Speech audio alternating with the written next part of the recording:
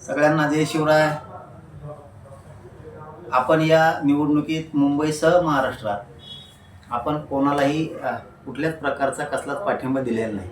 काही जणांनी काही बांधवांनी कुठं कुठं पाठिंबा दिलेला असेल किंवा त्यांचा तो वैयक्तिक काही जणांनी निर्णय घेतलेला असेल, त्यांना तो अधिकार आहे, त्यांचा अधिकार आपण हिसकून नाही घेऊ शकत। परंतु मी स्वतः कोणालाही कुठला पक्ष नाही, महाविकास आघाडी नाही किंवा महायुती नाही, आपण कोणालाही पाठिंबा कसल्याच प्रकारचा दिलेला नाही। कोणाचे काही पत्रकं प्रसिद्ध झाले असतील पाठिंब्याचे किंवा अनेक काही मुंबईमध्ये काही प्रकार झाले असतील, परंतु माझा कोणालाही अक्षरशः खरं सांगतो कसं कुठलाही पाठिंबा नाही।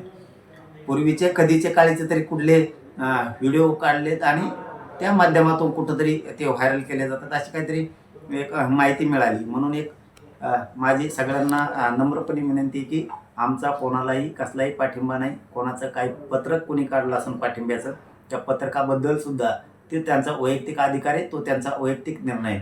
माझा म्हणून मी कोणालाही पाठिंबा दिलेला नाही, हे सगळ्यांनी बांधवांनी सगळ्यांनी समजून घ्यावं। ना महायुती ना महाविकास आघाडी, ते मुंबई असेल, मुंबईसुद्धा महायुतीलाही नाही आणि महाविकास आघाडीला पण नाही, आणि उर्वरित महाराष्ट्रातसुद्धा ना महायुतीला आहे ना महाविकास आघाडीला आहे। कोणालाही माझा कसलाही पाठिंबा नाही, याची सगळ्यांनी नोंद घ्यावी।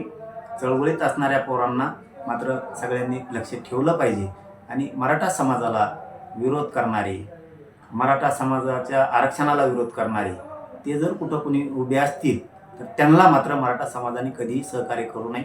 शेवटी ते मराठ्यांच्या लेकरांच्या मुळावर उठणारे लोक असतात, हे मराठा समाजानं समजून घ्यावं।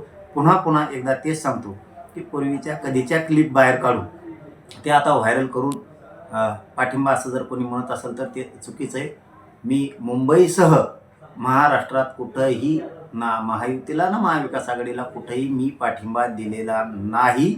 कोणाचं पत्रक जरी असलं पाठिंब्याचं तरी त्या पत्रकाशी माझा काही संबंध नाही। धन्यवाद।